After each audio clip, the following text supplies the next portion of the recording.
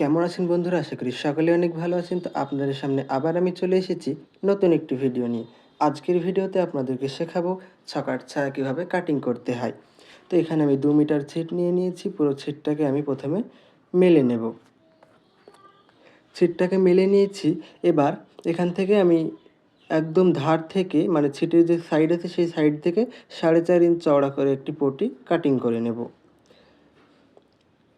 এখানে 4.5 ইঞ্চে আমি দাগ দিলাম। এবার এখানেও 4.5 ইঞ্চি দাগ দিচ্ছি।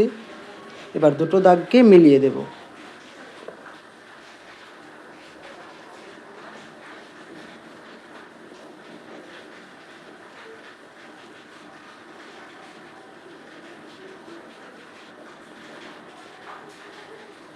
পুরো দাগটা দেওয়া হয়ে গেছে। এবার দাগ বরাবর আমি কাটিং করে নেব।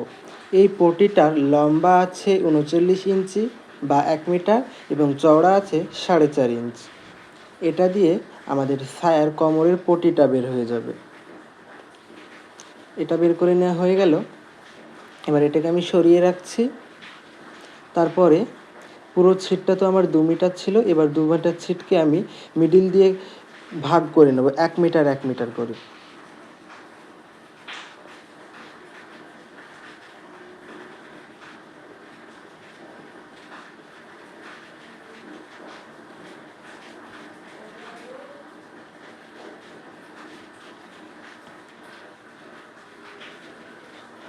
পুরোটা ভাগ করা হয়ে গেল।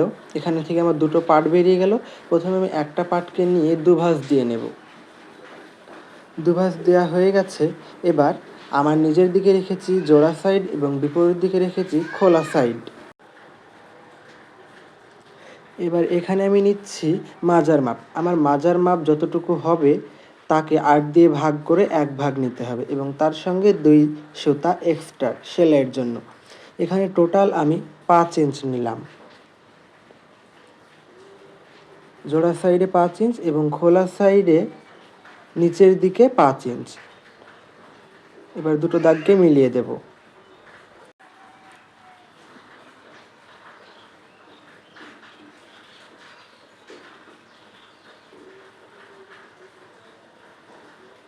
দাগটাকে মিলিয়ে দেওয়া হয়ে গেছে। এবার সেম দাগ বরাবর আমি কাটিং করে নেব।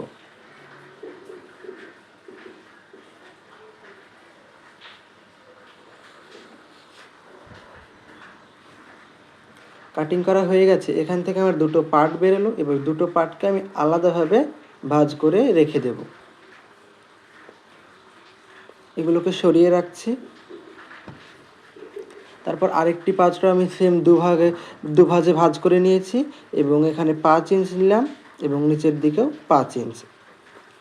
এবার দাগ দুটোকে মিলিয়ে দেব।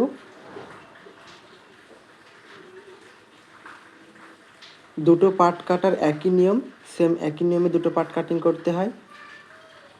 দাগটা দেওয়া হয়ে গেছে। এবার দাগ বরাবর কাটিং করে নিচ্ছি।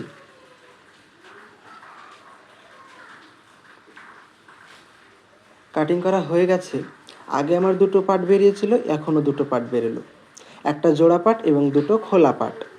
এখন যে খোলা পার্টটা বেরোলো সেটার সঙ্গে আগের জোড়া পার্টটি আমি সেলাইয়ের সময় জুড়ে দেব এবং এখন যে জোড়া পার্টটি বেরিয়েছে সেটাকে আগের খোলা পার্ট দুটোর সঙ্গে জুড়ে দেব। তো এখানে আমি এখনকার দুটো খোলা পার্ট নিয়ে নিয়েছি। এটার সঙ্গে আগেকার জোড়া পার্টটাকে আমি ভাঁজ করে রেখে দিচ্ছি যাতে সেলাইয়ের সময় আমার সুবিধা হয়। এবার এখানে আমি এখনকার দুটো পার্ট নিয়ে নিলাম, জোড়া পার্টটা এবং আগেকার দুটো খোলা পার্ট নিয়ে নিয়েছি। এবার এটাকেও আমি ভাঁজ করে রেখে দিচ্ছি। পুরো ছায়াটা আমার কাটিং করা হয়ে গেল। এবার চলুন আমরা সেলাইয়ে চলে যাই।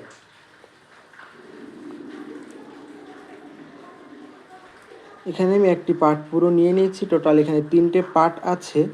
প্রথমে আমি জোড়া পার্টটিকে শার্ট করে নেব। তারপরে ওটার উপরে আরেকটি খোলা পার্ট রেখে জুড়ে দেব সেলাই দিয়ে।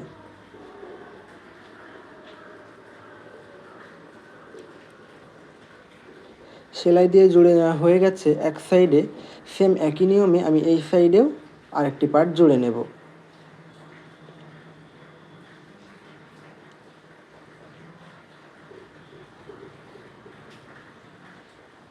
এই পার্টটিও আমার জুড়ে নেওয়া হয়ে গেছে। টোটাল একটি পার্ট আমার তৈরি হয়ে গেল। এবার সেম একই নিয়মে আমি আরেকটি পার্টও তৈরি করে নিয়েছি। এখানে দুটো পার্টই আমার তৈরি করা হয়ে গেছে। এবার একটি পার্টকে রেখে তার উপর আরেকটি পার্টকে বসিয়ে একটা সাইড সেলাই দিয়ে নেব।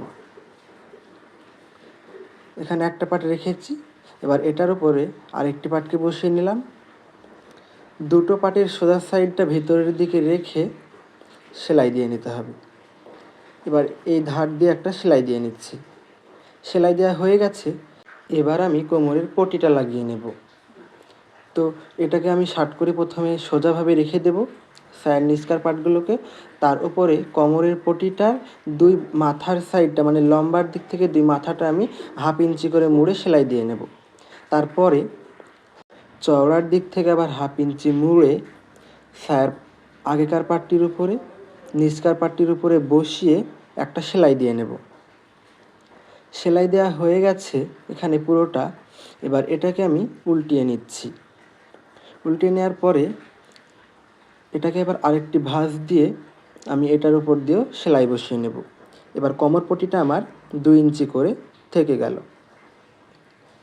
এখানেও সেলাই দেওয়া আমার হয়ে গেছে পুরোটা। এবার আমি সায়ার নিচটা সেলাই দিয়ে নেব। নিচের দিক থেকে আমি 1.5 ইঞ্চি চওড়া করে একটি ভাঁজ দিয়ে নেব। তারপরে 1/2 ইঞ্চি ভেতরে দিয়ে মুড়ে দিয়ে সেলাই দিয়ে নেব।